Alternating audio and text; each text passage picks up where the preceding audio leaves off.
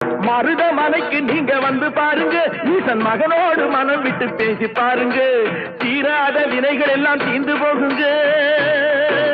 சத்தியமா சொல்லுறேன், தீராத வினைகள் எல்லாம் தீர்ந்து போகுங்க. அது தீராவிட்டால் வந்து என்னை கேளுங்க, அது தீராவிட்டால் வந்து என்னை கேளுங்க. மருதமலைக்கு நீங்க வந்து பாருங்க.